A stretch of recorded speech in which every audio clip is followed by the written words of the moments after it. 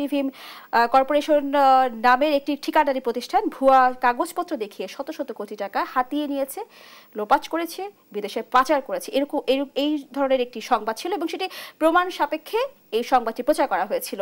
2 বছর পরে এসে তারা দেশ টিভি এবং প্রতিবেদকের নামে মামলা করেন। আমার প্রশ্ন হচ্ছে 2টা বছর পরে এসে এই ধরনের মামলা আসলে কি বর্তমান সরকারকে ব্যর্থ প্রমাণ করার জন্য ষড়যন্ত্র, যে বর্তমান সরকারের সময়ে কোনো অনুসন্ধানীমূলক কাজ, সংবাদ প্রচার আসলে স্বাধীন নয় কিংবা গণমাধ্যম স্বাধীন নয়, এই ধরনের কিছু সৃষ্টি করার জন্য কিনা, নাকি আসলেই আমাদের বর্তমান সরকারের আমলে আমরা আসলে অন্তর্বর্তী সরকারের এই সময়ে এসে আমরা গণমাধ্যম কর্মী আসলে স্বাধীন নয়? দেখুন, আমি এই বিষয়টি একটু ভিন্নভাবে ব্যাখ্যা করতে চাই যে রিপোর্টটি হয়েছে 2 বছর আগে আর মামলা হলো 2 বছর পরে। তো কিছু ঘটনা আমাদের কাছে আছে, যেমন ধরুন যে এই জুলাই বিপ্লবের পরে দেখা গেল যে সরকার ঘোষণা দিল যে যারা অতীতে ডিপ্রাইভ ছিল, যারা বৈষম্যের শিকার ছিল, তাদেরকে কিছু সুযোগ নতুন সরকার দেবে।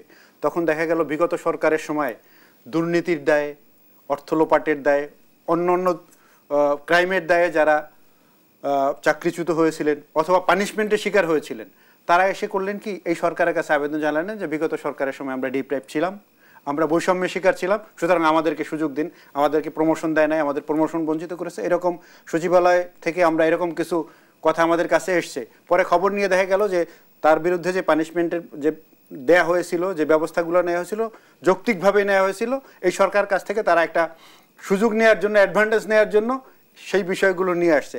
এখন ওই বিষয়টা সেই রকম কিনা যে বিগত সরকারের সময় সে অন্যায় দুর্নীতি করছে এটা জানে, এবং সেই সময় জানার কারণে দেখা গেল যে তার বিরুদ্ধে যে নিউজটি হয়েছে সে যৌক্তিক কোনো কারণ ছিল না।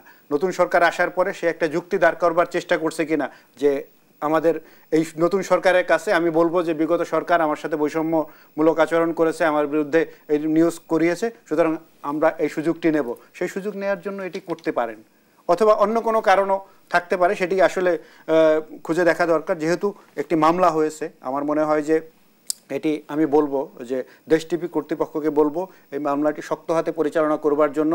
যদি যেই ব্যক্তি জড়িত এর সাথে, যে কোম্পানি জড়িত, তারা যদি উদ্দেশ্যমূলকভাবে সাংবাদিকদেরকে হয়রানি করার জন্য এটি করে থাকে, তাহলে আমার মনে হয় যে এটির জন্য রেমেডি আছে, এটি প্রেস কাউন্সিল আছে, সেখানে যেতে পারে। সাংবাদিক সংগঠন আছে, ইউনিয়ন আছে, তাদের কাছে যদি এ ব্যাপারে অভিযোগ করে, তারাও খতিয়ে দেখতে পারে যে ঘটনাটি কী। সুতরাং আমার মনে হয় যে দুটি হতে পারে। তো এজন্য দেশ টিভি কর্তৃপক্ষকে আমি অনুরোধ জানাবো যে এই বিষয়টা আপনারা আপনাদের জায়গা থেকে একটি ব্যবস্থা গ্রহণ করতে পারেন।